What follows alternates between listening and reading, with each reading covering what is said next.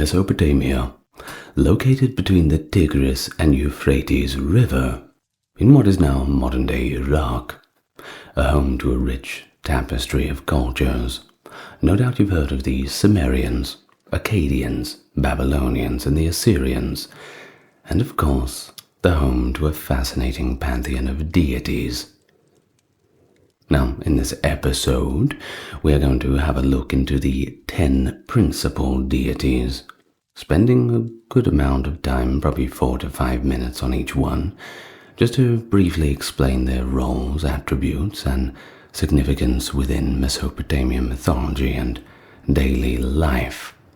Of course, due to time constraints, we're not going to be going through every detail and eccentricity. This is more to just give you a bit of a introduction on who the deities are within the pantheon. So with that in mind, as usual, we're going to start with our stretches. You would like to put your right hand out, put it onto the mouse, and click twice on the like and subscribe button, and our pre-video exercise is complete. Very good. Now, with all of the begging out of the way, let's begin. And what a better place to begin than our first god, or deity rather, Anu, also known as An, as being the sky god, the supreme deity. And of course, we start at the very pinnacle of the Mesopotamian Pantheon with Anu. Of course, Anu was the god of the sky, so the name itself means heaven in Sumerian. Not the kind of heaven that you're thinking of in a Judeo-Christian sense. Heaven more just like the sky above us, the realm of the gods. Kind of like how the Chinese describe it. And so, considering this, he was the supreme deity, the father of all gods, but also all spirits and all demons. That's right, we got plenty of them too. So, of course, Anu was in charge of this vast expanse of the sky, the celestial vault covering the earth. He embodied the infinite and was often associated with the overarching authority that governs both the divine and mortal realms. And as the father of the gods, he was responsible for the divine laws and decrees that maintain the cosmic order. Now we have to mention that while Anu was not frequently the central figure in myths, his authority was still unquestioned. He was the ultimate source of kingship and divine legitimacy. Mesopotamian kings often claimed to be chosen by Anu himself, or to have received their right to rule directly from him. Of course, this is the old traditions of the divine right of kings. How could you refuse it when the gods themselves have chosen them? Now, in terms of Anu's primary place of worship, there was the ancient city of Uruk, which I'm sure you've heard of if you've studied a little bit into Mesopotamia, as the oldest and arguably the most significant urban center in Mesopotamia, depending on which archaeological record you're going to judge it upon. But regardless, still quite formidable. Now, the Anu ziggurat and the White Temple atop it were dedicated to him. Ziggurats, by the way, were these huge terraced structures serving as temples believed to bridge the gap between the heavens and the earth. Think of them somewhat like a pyramid, but in a more terraced formation. Somewhat more reminiscent of what we see in South America, but still quite different. You'll certainly see from some of the visual mediums in this video what a ziggurat looks like.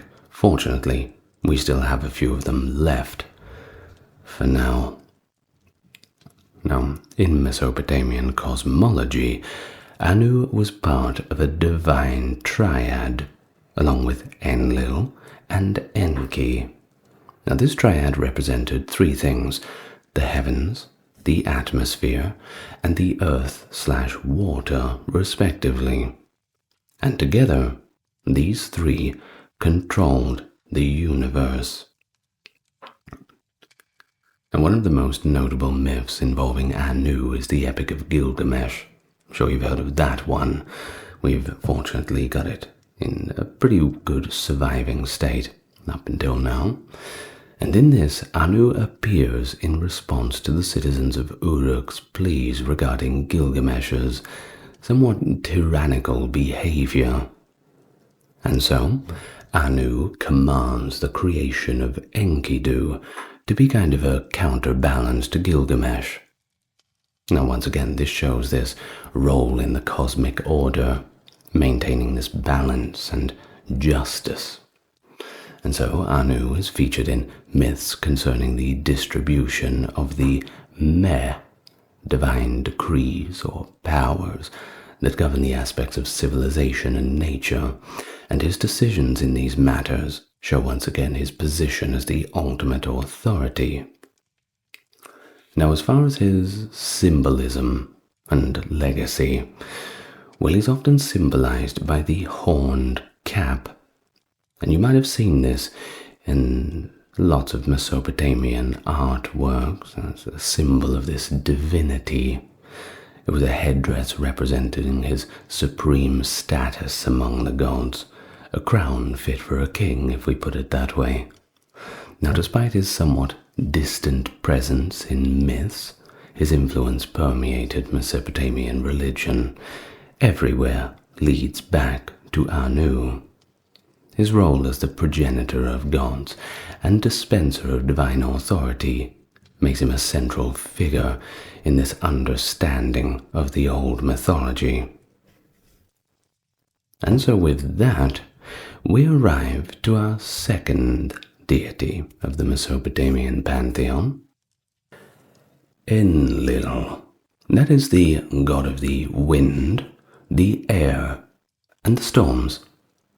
So next we turn to him, one of the most powerful and equally complex deities in the Mesopotamian tradition.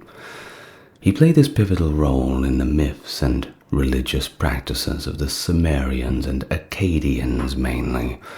Of course, the Akkadians were having their namesake, the great Sargon of Akkad, one of our, well, traditionally believed to be the first conqueror. But that's a video for another time. Now, of course, the actual name itself, Enlil, is generally translated as Lord of Wind or Lord of Air, and he was seen as this force that separates heaven and earth, a necessary act that allowed for the creation of the world, at least the world as us mere mortals exist upon it. Of course, Enlil was associated with the breath of life and considered essential for existence, often regarded as the executive authority among the gods and holding the tablets of destiny, which gave him control over the fates of gods and humans alike. Of course, this makes him a deity of immense power, but also immense responsibility, just as Spider-Man's dad would say. Now, his principal cult center was not that of Uruk like Anu's. Remember that every city in Mesopotamia had its own patron deity, and for Enlil, his city was Nippur, which was considered the religious heart of Sumer, despite not being a political capital.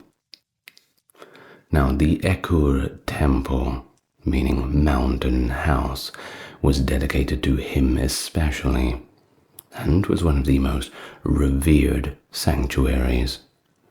In terms of his actual worship, well, that of course involved elaborate rituals and festivals, and the more, the better. Of course, within your city, you want to make the god feel welcome. Now, as a god who could bring both prosperity and also destruction. He was revered and appeased, but also a little bit of fear. Now farmers in particular sought his favor for beneficial winds and rains that would ensure good harvests, while also praying for protection against destructive storms. Of course, we find Enlil prominently in several Mesopotamian myths. The first one, bearing his name, Enlil and Ninhursag. This myth explains the origins of the other deities and emphasizes themes of love and duty and the cycles of life and death. Enlil's relationship with the goddess Ninhursag leads to the birth of the moon god Nanna, or Sin. We'll get to her later. We'll get to him later, and other deities associated with the underworld. Now we also have the flood myth, also known as the Epic of Atrahasis or the Deluge myth, and of course the flood narrative within the Epic of Gilgamesh, where Enlil becomes frustrated with humanity's noise and decides to send a flood to wipe them out. And I quite enjoy this myth, because many a time when I'm recording these audios and I need to keep as quiet as possible, I too wish for a flood to wipe out the noise of my neighbors. Barking dogs, birds, everything. We do our best under the circumstances. But I digress back to the topic. So within these myths, these flood myths, it portrays him as a deity capable of severe judgment. However, Enki, or A, intervenes by warning a mortal, ensuring the survival of life and humanity can live another day. Now, also there is this control over destiny, and we mentioned those tablets of destiny. And with them, Enlil had this divine power to decree fates. Of course, it makes him this figure in determining the outcomes of both mortal and divine affairs. Now, what about the symbolism around Enlil? Well, he was often represented by a horned crown too, kind of like Anu, but perhaps not as grand. But he was sometimes associated with a staff or scepter, which also signified his authority. Now, there is a bit of numerology as well involved in a lot of the old Mesopotamian myths. And the number 50 was sacred to him, representing perfection and totality in the Mesopotamian numerical system. Now, of course, the legacy of him is evident in the way that later cultures adopted and adapted his attributes. His character embodies this unpredictable and awe-inspiring nature of the gods, reflecting the Mesopotamians' respect and fear of the natural phenomena. So, we're building up a little bit of knowledge here. We got the first two, Anu and Enlil. And of course, we've already mentioned the name Enki, and that is our next deity. He's also known to the Akkadians as A, that is spelled E-A. Now, Enki is one of the most enduring and benevolent gods in the Pantheon, associated with water, wisdom, magic, and creation.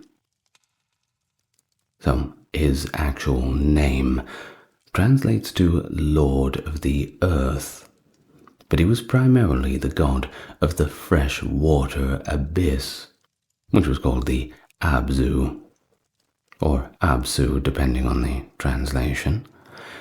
Now, this subterranean reservoir was believed to be the source of all fresh water, which is of course essential for life in Mesopotamia's arid environment. So you can see how this is a pretty important deity to have around, and certainly one that you wouldn't want to annoy. Now, he was also revered for his wisdom, intelligence, and creative prowess. You see, Enki was a patron of crafts, arts, and technology, and he was often credited with teaching humans various skills and crafts necessary for civilization. Think about farming technologies, how to make pottery, all that sort of thing. Well, when the young kids would ask, "Mum and Dad, where did we learn how to do all this?" Well, they would say, "You better thank Enki for the knowledge." Now, Enki's main cult center was the ancient city of Eridu, and this was considered by the Sumerians to be the first city created and the birthplace of civilization. Now, that is not to say that the Assyrians, Akkadians, Babylonians all thought the same. Of course, they had their own stories about where civilization started, as does everybody. Now, of course, within Eridu, we have the Abzu temple, which was dedicated to him, symbolizing his connection to the Abzu and his role as a life-giving force. Worshippers sought Enki's guidance and blessings for knowledge, craftsmanship, and protection against the chaos. And of course, what's a temple without a good team of priests and scholars? And there were plenty of them there, particularly revering him, given his association with wisdom and magic. Now, what about the mythology? Well, Enki appears in numerous myths of his own, which show his ingenuity and compassion. Of course, we have the Atrahasis epic, the Flood Deluge, where he plays his role in that too. You see, in this he decides to destroy humanity due to how noisy and disruptive they were. Remember how we said about Enki as well, who is sympathetic to humans, who warns Atrahasis, who, by the way, is also known as Utnapishtim in the Epic of Gilgamesh, and he tells him to build a boat to save himself, his family, and representatives of all living creatures. Sounds a little familiar, doesn't it? Well, the next one is the myth of Enki and Ninhursag. And this tale involves Enki's interactions with the goddess Ninhursag and subsequent creation of plants and healing deities. The next one is the myth of Inanna and Enki. Now, in this narrative, Inanna visits Enki and cleverly acquires the meh. Now, remember, we mentioned that before. This is the divine decrees that encompass all aspects of civilization. We're talking law, art, culture, all the good stuff. Now, Enki's initial willingness and subsequent regret highlight the dynamics between the gods and the spread of civilization. And of course, there is this prevailing theme within the Mesopotamian myths that the gods have this human narrative to them. They express emotion just as you would expect a human to do so, sometimes even more chaotically. Of course, it certainly takes a very bad mood to flood the entire earth. But hey, that's just what happens. Now, Enki, speaking of water, is often depicted with streams of it flowing over his shoulders, and this symbolizes the rivers.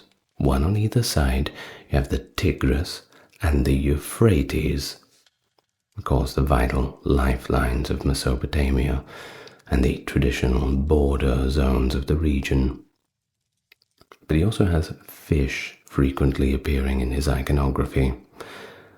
He's sometimes shown holding a goatfish. This is a creature that combines the aspect of land and sea animals, symbolizing his dominion over both realms. Of course, his legacy, in terms of his myth and worship, lies in his representation of wisdom and kindness. He embodies the idea that knowledge and creativity are actually divine gifts, and they should be used for the betterment of humanity.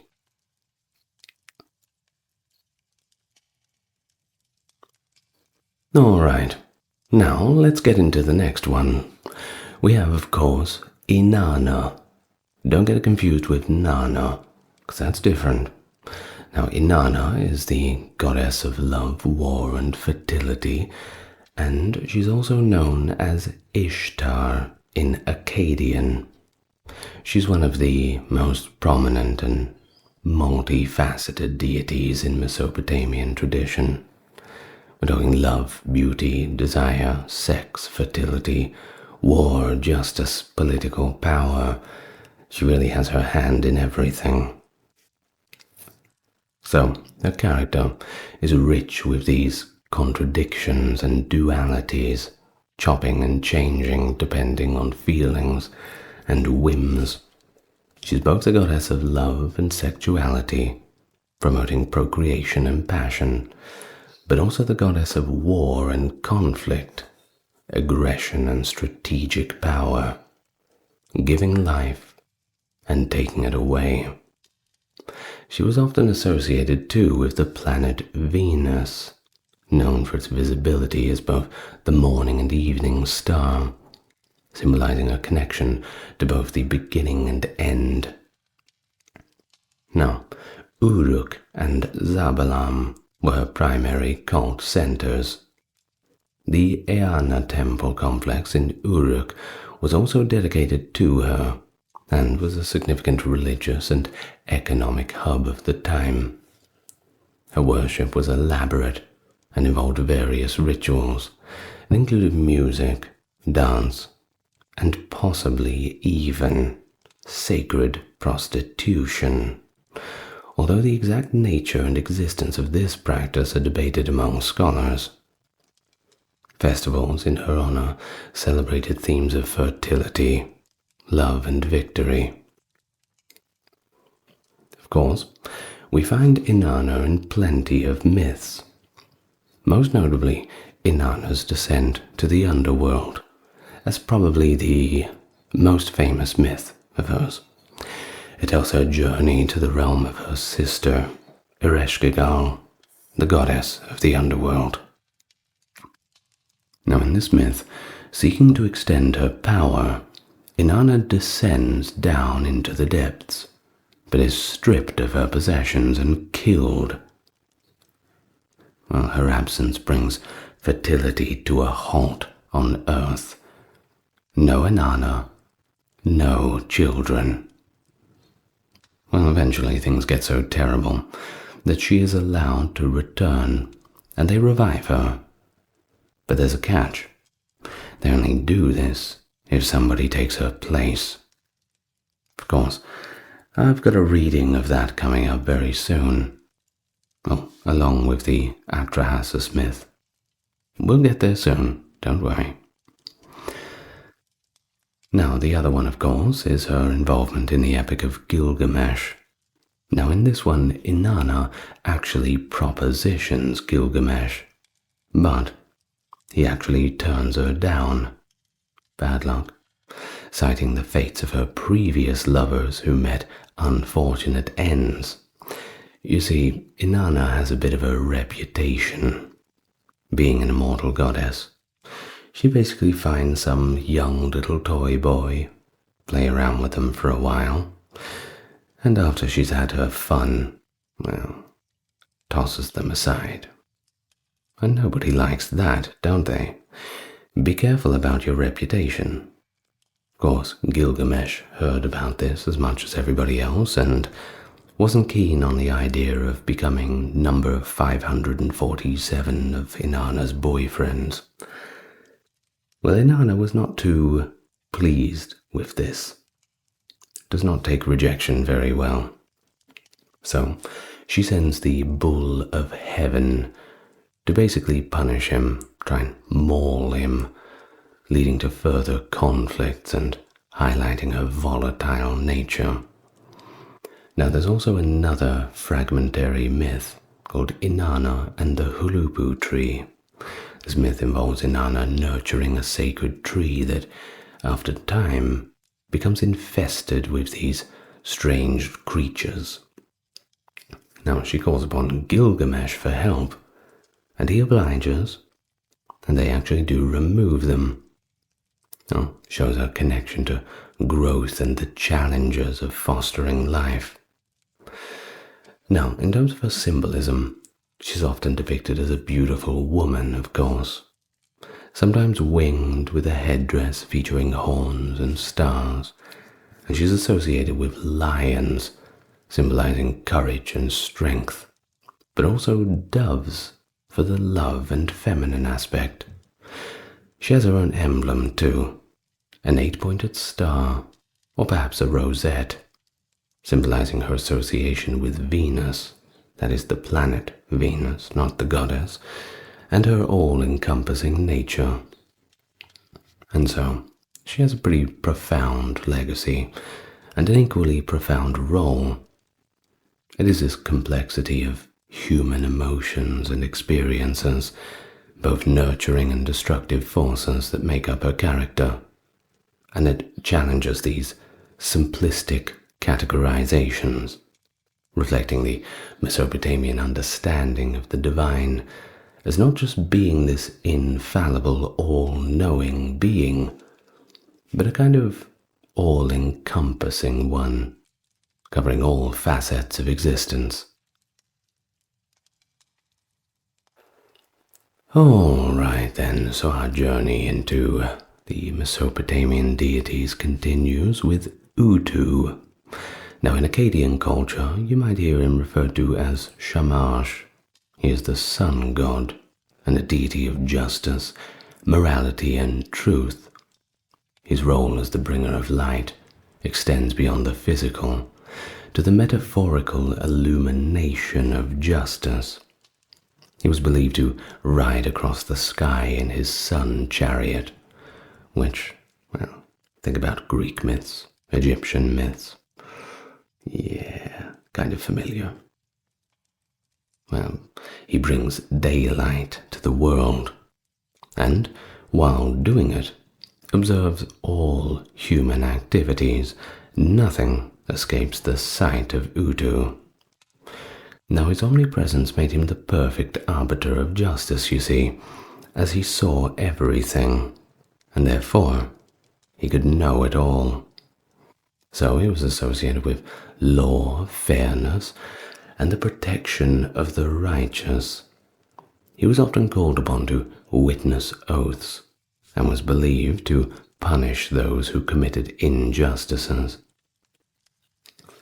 Now, the main temples of Utu were located in Sipar and Larsa. The Babar temple, meaning White House, was also a significant center of worship. Now, priests conducted their daily rituals to him, but they had to do it at sunrise. That acknowledges his journey across the sky. In the morning, wake up before dawn, get dressed, ready. Utu is coming. They wanted to give him a good welcome. Now, as for the worshippers, they prayed to Utu for justice, fair judgment, and guidance in legal matters. His influence extended to the administration of law, with judges and officials seeking his favor to uphold fairness. And that's right. All those years ago, they still had law courts. Of course they did. Someone had to decide which was fair or not. I'm sure you've watched my video about the Babylonian law system. If you have, you would have known that by now. Now, Utu appears in several myths that emphasize his role as a just and benevolent deity. Of course, he appears in the Epic of Gilgamesh, where Utu aids Gilgamesh and Enkidu in their quest to defeat the demon Humbaba in the cedar forest. He provides them with favorable conditions, just kind of giving them a bit of a push in the right direction. It demonstrates his support for their heroic endeavors. Now we also have the story of Inanna, where Utu assists King Inanna in his quest to find the plant of birth to produce an heir. Now this story also shows his role in promoting life and the continuation of just dynasties. Now on a more secular note, of course, we have that famous Babylonian Code of Hammurabi, which depicts King Hammurabi receiving the laws from Shamash, which of course is the other name of Utu, just in the Akkadian tradition. Now this iconography reinforces the idea that justice is ordained divinely, and the kings are merely the enforcers of the will of the gods. Now, how is he depicted? Well, if you see him, you'll probably see him with rays of light emanating from his shoulders, symbolizing the sunlight piercing through that darkness at the dawn. He sometimes holds a sword or a knife, representing his ability to cut through and reveal the truth, perhaps. Now, his symbol is the solar disk, but it doesn't just represent physical light, but also enlightenment and moral clarity. And so he is significant in this context of laws and ethics, whether they be in a court dynamic or even just ethics in personal life.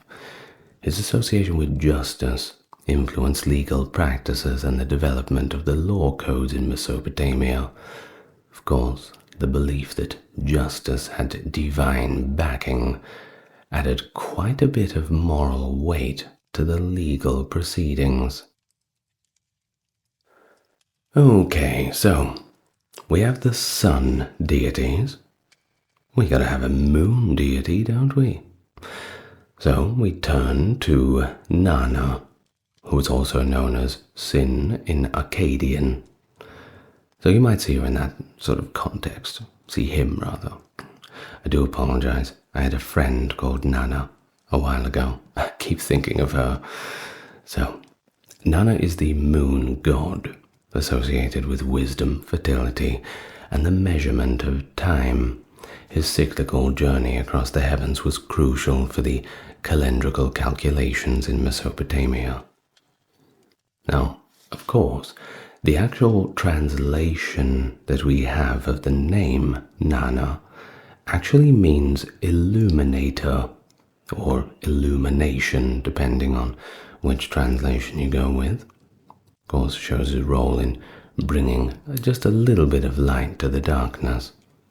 He was believed to traverse the night sky in a chariot or perhaps a boat, marking the passage of time through the lunar phases. Now, as a deity of wisdom, Nanna was thought to possess deep knowledge, perhaps due to his ability to observe the world from his celestial vantage point during the quietness of the night. Certainly gives you a lot of time to think, doesn't it? Now, we go to the city of Ur if we want to find the primary center of Nanna's worship, which was of course one of the most important urban centers in Mesopotamia. And you will find in Ur the Great Ziggurat, which was dedicated to him and served as a focal point for all the religious activities. Lunar observations were of course integral to the Mesopotamian calendar, influencing agriculture, festivals, and religious rituals. And so the priests of Nanna were skilled astronomers who tracked these lunar cycles to determine auspicious times for various activities. Now, Nanna appears in myths too that highlight his familial connections and influence. The first being the journey of Nanna to Nippur, where he travels to Nippur to present gifts to Enlil. The story shows these themes of respect, duty, and the maintenance of divine relationships. There's also another one that shows him as the father of the goddess Inanna and the sun god Utu. linking him to other major deities and emphasizing how interconnected the pantheon is. But of course, his association with fertility is there too. You see, as the moon influences tides and natural rhythms, Nanna was linked to fertility and the growth of crops. The waxing and waning was symbolic of life's cycles. He's often depicted as a wise old man with a flowing beard, sometimes seated on a throne with a crescent moon symbol nearby. Of course, the crescent moon became that enduring symbol that was associated with him. His role in timekeeping had a lasting impact on astronomy too, and the development of calendars. Now, as we move on, we arrive to our next deity. And we arrive to the mother goddess and the lady of the mountains. We arrive to Ninhursag, who is also known as Ninma or Ki. She embodies the nurturing aspects of the earth, is associated with fertility, childbirth, and sustenance of life. Of course, that name, Ninhursag, literally translates to Lady of the Sacred Mountain, of course reflecting her connection to the mountains as sources of life-giving streams, and as symbols of stability and permanence. We have the saying, as unshakable as the mountains. Now, she is revered as the mother of gods and humans, often involved in creation myths where she shapes beings from clay. She represents the earth's ability to produce and sustain life, making her, of course, a central figure in agricultural societies. And so she was worshipped throughout Mesopotamia. But she had significant temples in cities like Kesh and Adab. Her shrines were places where people sought blessings for fertility, safe childbirth, and the health of land and livestock herds. Offerings to Ninhursag included agricultural produce and figurines representing mothers and children. Her worship emphasized the cyclical nature of life and the interconnectedness, of all things. If I can connect my words properly. Maybe I should start praying to Ninhursag for that. Now, of course, we go back to a few myths, one being in the creation of humanity, where Ninhursag is often depicted as a midwife or mother figure in the creation of humans. As we said, she molds the people from clay, and then she breathes life into them, symbolizing the earth as a source of human existence. Of course, we also have the tale of Enki and Ninhursag, where in the story Enki consumes forbidden plants, leading to ailments in various parts of his body. Ninhursag actually cures him by creating deities associated with each afflicted body part. The myth shows the themes of balance and consequences too of overstepping boundaries, but once again we have this restorative theme of the power of the earth. Now, she's often depicted as a seated woman with a horned headdress, sometimes holding a staff, or accompanied by lions at her flanks. Her influence extends to a latter mother goddess figures in different cultures too, representing fertility, nature, and the feminine divine. Her portrayal as a nurturing yet powerful deity reflects once again the respect for the earth's generative capabilities. Okay, now let's turn our attention to Marduk, the patron god of Babylon. Now, Marduk's rise from a relatively minor deity to the head of the Babylonian Pantheon reflects the political and cultural ascendancy of the city of Babylon itself. Remember, there's always that power struggle between the different kingdoms in Mesopotamia. Don't look at it as a unified deity. That's a little dangerous. Well, tell that to Sargon, but okay. Now, he was associated, Marduk that is, with creation, water, vegetation, judgment, and magic, and he was often depicted with a triangular or forked spade, his symbolic weapon. Well, as Babylon grew in power, Marduk absorbed the attributes of other gods, consolidating various aspects of divinity into his persona. And little by little, as Babylon became more powerful, so did he, and the whole process elevated him into a position of supreme authority.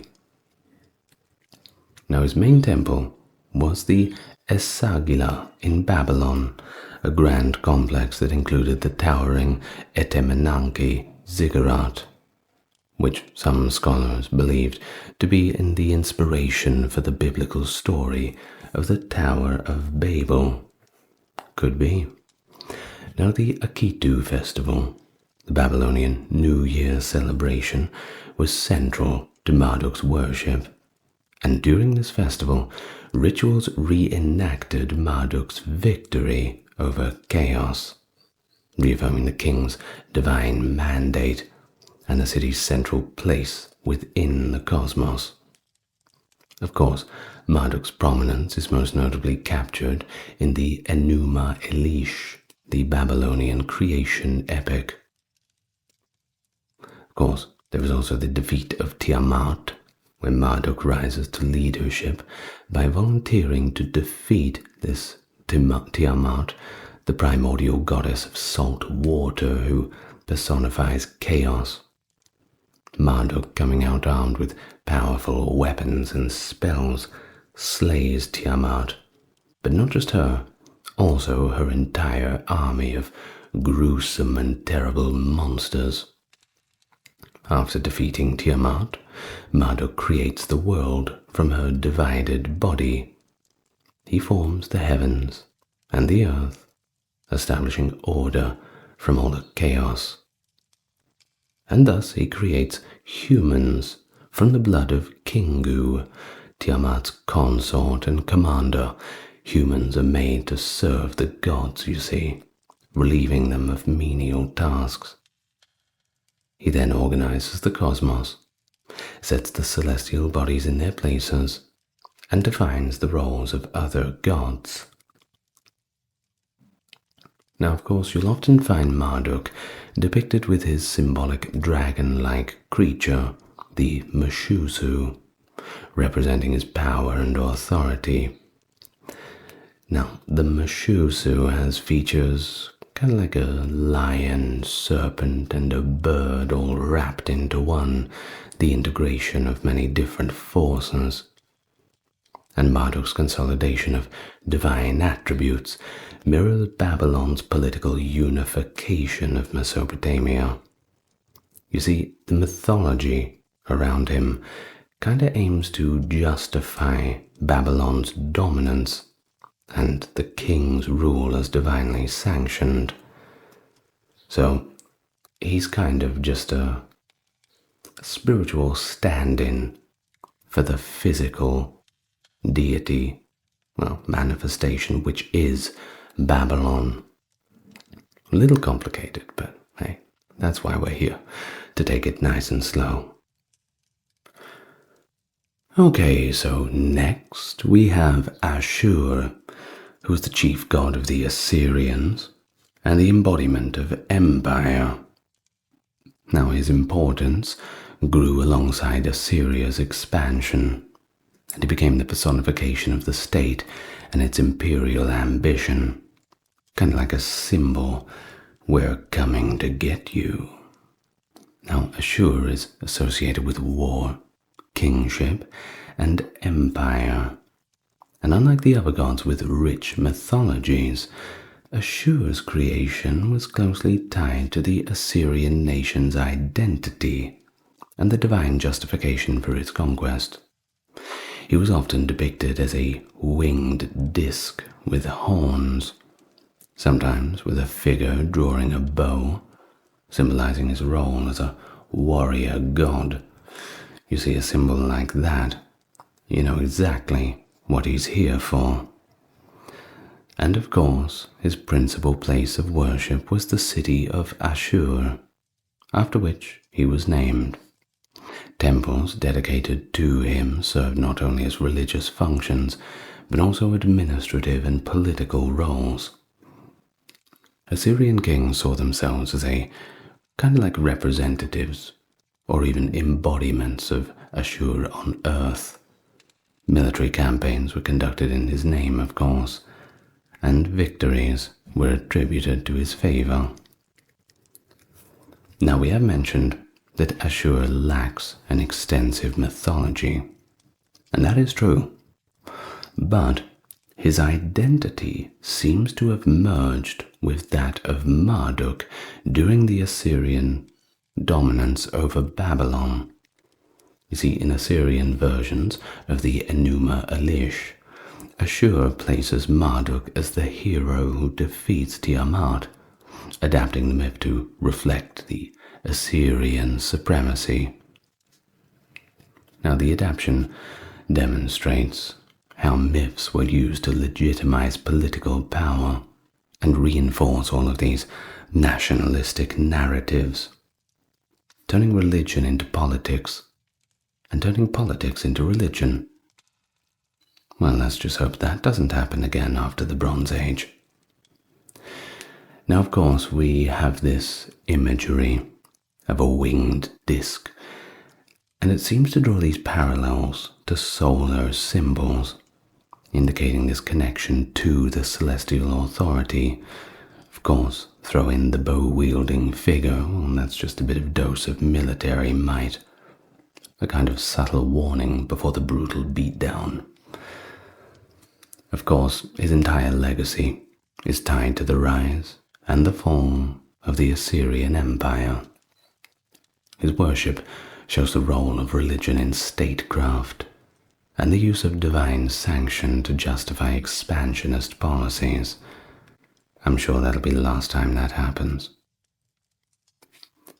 And so, we reach the final deity of our talk for today, and that would be the goddess of the underworld, the queen of the dead, Ereshkigal. Now, Ereshkigal rules over Irkala, that is the land from which there is no return, presiding over the fate of all souls. It's a pretty big responsibility, isn't it? Of course, her name, Ereshkigal, means Queen of the Great Earth, depending on what translation you're going to go by, but this is generally it. Now, she embodies the inevitability of death and the finality of the underworld. Now, you might be thinking, isn't this just like the Egyptian stuff? Well, unlike the Egyptian concept of an afterlife with potential rewards, the Mesopotamian underworld was a little bit less appealing. It was actually more of just a bleak and shadowy existence, when nothing really happened. Bit of a disappointment, isn't it? Not much to work towards, but hey, that is just what it is. Of course, to rule over a place like this, you would need quite a character, and Ereshkigal was certainly a stern and formidable one, ensuring that the dead remained in her realm and that natural order was maintained. No one was leaving. Once you entered, you were not getting out of Irkala. Now, does this sound like a fun person to worship? I don't know. Perhaps fear. There certainly weren't any major temples dedicated solely to her, that's for sure. There were more pleasing deities to dedicate your time to, but she was acknowledged in rituals related to death and burial practices. When the time comes, I suppose eventually you have to confront the reality. The funerary rites aimed to appease her, ensuring that the deceased had at least relatively peaceful existence in the afterlife, whatever that could be down to. Offerings to Ereshkigal might include food and drink left at grave sites, acknowledging her dominion over the dead. Of course, you'll find her in the myth of Inanna's descent to the underworld. Ereshkigal's most famous narrative involves her sister Inanna's attempt to take over the underworld. Did I say Ereshkigal's descent? I meant Inanna's descent. Excuse me. Of course, Ereshkigal enforces the laws of her realm, which actually leads to Inanna's death. The myth explores once again the themes of power and even jealousy. Now, there also is this marriage to Nergal in another myth where Ereshkigal marries Nergal, the god of war and plague, which doesn't sound like quite the kind of man you'd want to marry. Well, their tumultuous relationship just reflects this harsh reality of death and the forces that govern it. You'll often find Ereshkigal depicted as a regal figure, sometimes with wings or accompanied by owls and snakes, creatures that were associated with the underworld. Her realm is described as a place where the dead exist as dust, devoid of the pleasures of life. The portrayal emphasizes the Mesopotamian view of death as unavoidable and a somber destiny. She is the finality and mystery of death. Her strict governance of the underworld reinforces the importance of respecting the natural order. Her presence in the mythology is just a reminder of mortality and the consequence of overreaching ambition. And with that, we somewhat come to the end, at least of this video. There's a few more that we could talk about. Maybe I'll do a part 2 on minor deities. Would you like that? Oh, tell me in the comments. That's a good way to get the engagement, isn't it? And so, as we conclude the somewhat brief exploration of the 10 principal deities, I hope you've gained a little bit of an understanding of how the Mesopotamians perceived the world of the gods. Of course, they were not distant figures. They were just integral parts of a daily life. Natural forces, human emotions, societal structures. They embodied them all the way from Anu's supreme authority to Ereshkigal's domination over the afterlife in that deep, dusty realm. Each one of them had an important role to play. So, the myths and worship practices certainly show a civilization that was deeply connected to its environment, reliant on celestial bodies for timekeeping, but also ever aware of this delicate balance between order and chaos. Because after all, that's what it's all about, isn't it? And speaking of order, if you've enjoyed the video, I order you to subscribe right now. Well, I suppose I can't do that. That's not right. We can't be ordering people to do things. But I will be thanking my top tier patrons and supporters, both on YouTube and Patreon.